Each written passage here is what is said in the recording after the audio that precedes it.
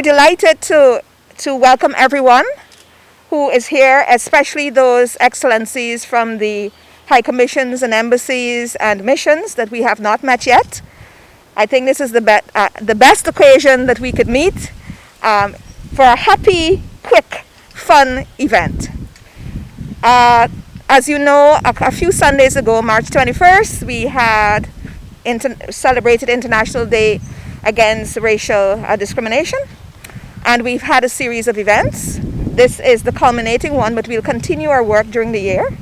We were happy to partner with UNDP, with students, with persons all across the country to do this work. We had opened up our Human Relations course. We're looking for 1,000 persons to take the course. We had 3,000 people register in the space of 2 days. And so we had to split the cohort in two. So clearly there is an appetite for people wanting to understand how to live together in peace, to respect each other, and how to negotiate this very complex life. So we're really delighted that you could join us today. Some of my colleagues from the university, I haven't seen them in the flesh in over a year. And we're thanking the heavens for very wonderful weather. So this today, what I'm basically going to do is, after I tell you how we're going to do this, and introduce Mikiko to give her a few remarks. We've been happy to partner with UNDP. In fact, they're the ones who alerted us that there was such a day, because we didn't know. I'm ashamed to say, but it's the truth. And so thank you, Mikiko. So basically what we are hoping to do is to really, 3 days or 4 days ago, if you saw this space, it was a dump, really.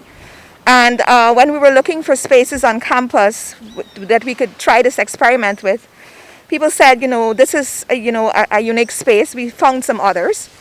And within the space of about 3 days, 2 days really, staff and students came together and really worked on this to paint things, to put things in place.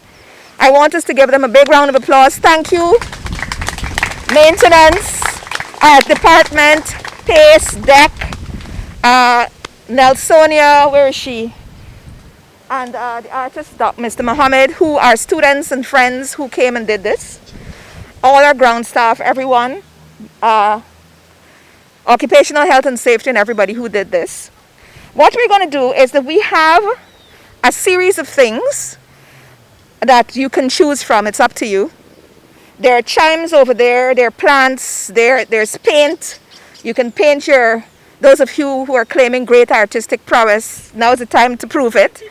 You can paint your name, you can paint peace, you can draw your flag, Janine, on the on one of the rocks if you feel like. Feel free to compete if you wish, but it is not necessary. It's supposed to be fun. And technically, you can pick up any plant and place in any one of the holes that you want. The idea is that at the end of the few hours, we would have enhanced the space, and we're taking series photographs to show what it was to what it's going to be. And this is the beginning of a process. So thank you all so much for coming. May I introduce and invite and welcome Mikiko Tanaka, UNDP, UN system.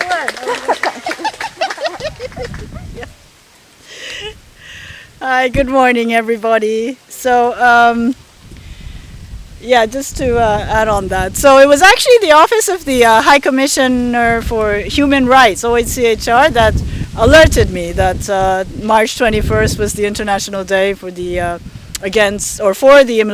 elimination of racial discrimination. And so, as Paloma said, I approached her to ask if the university were interested in organizing something. And I know Paloma is a very dynamic person, so she gets something together very quickly. And she responded immediately, and we did a series of events together, but actually the organization was done by the university. There was a youth dialogue. There was also a lecture with a discussion with students on racial discrimination and the history of that racism in Caribbean and also other parts of the world. And then also there was a online course on human relations that was actually happening. And so Paloma thought it was a good idea to open it to the public. And, it was an oversubscription, right? I mean, 1,300? 3,000 subscriptions. So, but what I was really energized by the enthusiasm, not just from the university, but also the students, the youth of this theme of racism and to fight racial discrimination. And of course, in Guyana, this last year was a very painful one. But I think all over the world, it's the youth that is standing up against racism and injustice and conflict. And I think that, the protests we saw last year of the Black Lives Matter, and then before that climate change or the Me Too movement, I mean, it really shows that the youth are really kind of standing up for these really important fundamental freedoms and rights and peace, right? And that is really dear to the United Nations. And I'm really happy today that the UN family has also gathered. So I'm just going to mention them so that I recognize everybody. And there are some that might follow afterwards. So we have UNDP here, Navin. UNFPA hasn't arrived yet. We have UNICEF here. And then a new member, actually, just arrived in the country, WFP, the World Food Programme, who also won the 2020 Nobel Peace Prize, right? So, yes. We're expecting UNHCR to come, the Refugee Agency, and World Bank, and also OHCHR. And I'm really happy that the ambassadors are also here. They are also the founding members of the United Nations, and they are development partners as well. So we should recognize them as well. Yeah. Well, yeah, right. Okay, so we have the EU ambassador, Ambassador Fernando Pons. We have the Canadian High Commissioner, and Janine, the head of cooperation, development cooperation, Global Affairs Canada. Sorry, that's the proper name. And where is Ross? Okay.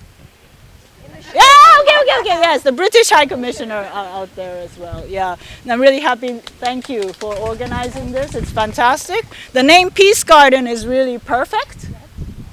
Yeah, because I mean, the human rights, non-discrimination, these are foundational for world peace. And of course, peace is what we all want. So I think it's great that you created this beautiful space for us to gather. And it's really an honor and pleasure to meet all of you, the students, the artists, and the faculty of the university. So thanks all for this cooperation, and we'll have fun.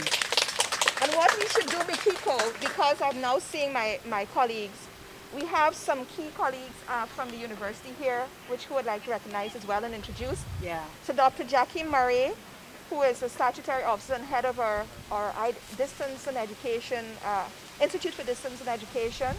Dr. Murray, Arlene McLean, Chief of Operations, the Dean of the Faculty of Education and Humanity, Dr. Rosalind Khan, in whose faculty this wonderful art department is. So she's very lucky.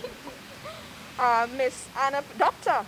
Anna Pereira, who is a Canadian Guyanese, but head of our architecture department and is doing a lot of wonderful work.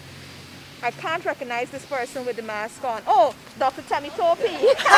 That's what happens. I haven't seen you for a year in the flesh. Dr. Tammy Topi, he's the head of our faculty for Earth and Environmental Sciences. Anybody else at the back there? Oh, the director of the Berbice campus, Professor Gomatanayam. So we say Gomes. So if you can't pronounce that, it took me 3 years to learn. Professor Gomes. Yeah. Professor Judith Rosales, who is the dean of our graduate school for research, and we have who else at the back there? Oh, Dr. Mark Tunbridge and several other people around. Mr. Khan, Michael Khan, who's at our department, and Mr. Winslow Craig, head of our department, and a Caribbean Nobel Prize winner for his wonderful architecture. So, Caribbean Nobel, the SAP guy is our Caribbean Nobel, so he's wonderful. So one of these days you'll see a wonderful exhibition of his marvelous art.